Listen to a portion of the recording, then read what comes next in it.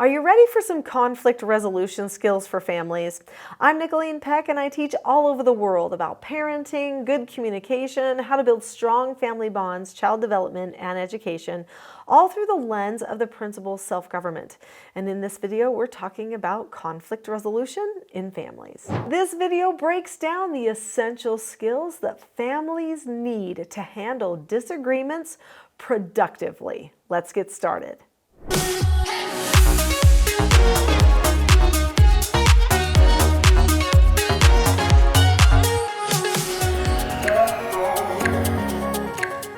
When family conflict happens, it is a sign that the family is starting to emotionally power struggle with each other.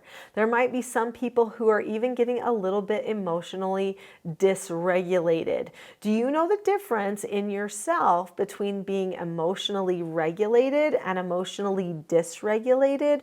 What does it feel like? What do you look like? What kind of thoughts go through your head? What kind of words do you say to other people? This is important stuff to recognize about yourself if you are going to go about the task of solving family conflicts. One of the key skills that we need to solve family conflict is the skill of self-mastery and self-regulation for ourselves. This whole channel is called the Teaching Self-Government channel. Self-government means being able to understand the cause and effect of any given situation and possessing a knowledge of your own behaviors so that you can control them. That means you understand cause and effect, you understand your own behaviors, you're watching yourself, you're analyzing yourself, and you are making a plan for how you think you should proceed to get the best outcomes, not only for you, but for other people too. When a family is struggling with family conflict, it's usually because the people have stopped self-governing themselves and they're trying to control all the other people around them. How do they do that controlling? With their emotions. So usually they become emotionally dysregulated as part of a power struggle to try to control everybody else around them, and then voila, we have family conflict, people who think they can't be in the same room with each other. When you have children and they're little and they're having family conflict and they're saying stuff like, "Hi, he won't give me my toy, he took that without asking, she's breathing my air." Those types of things that people say when they are having some conflict with each other, what do? You cast a light on things. You bring things into the light so that everybody can feel understood and feel like somebody really cares about what they are experiencing right there in that circumstance. So you would say to your child, "Come here, let's talk about how they're breathing your air. Come here, let's talk about how somebody else thinks you're breathing their air." And so then you would say, "Okay, so what I saw happening was this, I heard so-and-so say this. How about you tell me exactly what was happening? How about you tell me exactly what was happening?" You would now engage in what I call a group problem solving, where you hear each of their point of views, and then you would say to them, "Okay, well, you're telling me your whole point of view, so I know you actually do have enough air, but are you just trying to say that that person is getting a little bit too close for comfort for you?"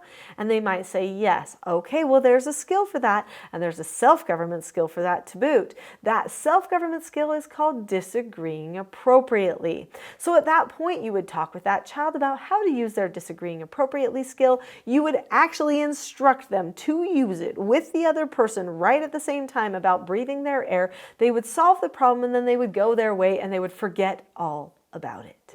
But what about adults? Why don't adults just resiliently move on like children? Why do they have to keep remembering that somebody maybe tried to breathe their air?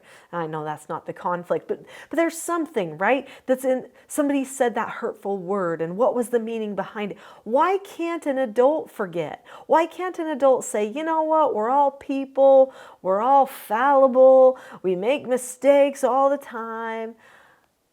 I'm not going to take it personal"? How come adults can't do that? because adults are interesting. So see, we learn when we're children, we take one experience, we add it to the next experience, and then the next experience, we stack them up on top of each other so that we now are developing this history of experiences. This helps us to improve our maturity, to create better decisions and better relationships. But when we've been with someone since they were like 5 or 5 seconds old, we've been with them our whole lives, we don't forget all those things. We've added them all up. So even if that person tries to be a better version of themselves, we're not sure. We're not sure if they will, because when they were 15, they stole my favorite dress and wore it out and tore it or something like that. We just don't forget, because that's how people learn. But we have to recognize that people are always learning and they're always changing. And even in families, we have to give each other permission to change. Permission to become a better version of who we want to be. In my TSG parenting course, which you can find on my website, teachingselfgovernment.com, I talk about creating a vision or a plan for the family for the future, of what type of a family you're wanting to become. Not what you are, because nobody's going to be perfect, but what you're shooting toward. You may not even all the way get there, but what you're hoping to accomplish in that 20 or 10-year future as a family. That is your gauge. When it doesn't feel like that, then we know there's things to fix, not with other people, but with ourselves. Even if someone else is misbehaving and being rude, we think, okay, what can I do in this circumstance to try to help everybody feel more understood? Can I use my skills of self-government? Can I bring everybody back to what we're trying to do here as a family? And hopefully the answer is yes. The skills of self-government are there to be liberating to you. Skills like disagreeing appropriately sounds great for children, but think about how it is for adults. Disagreeing appropriately is for everyone. And you can use this skill with expertise.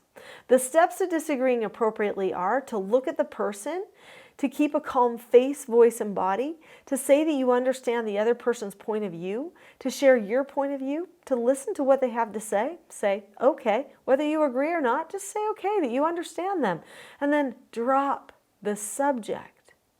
One of the most powerful things that you can do to solve family conflict resolution is to reach out to a person, whether it's by letter or by phone call or in person, and say, hey, I know I've wronged you.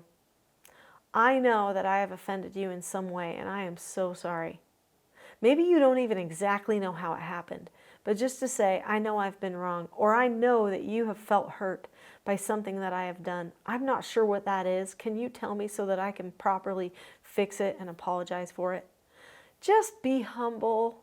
So often the family conflict does not resolve because the people aren't willing to acknowledge that other people have feelings and that they could have been wrong.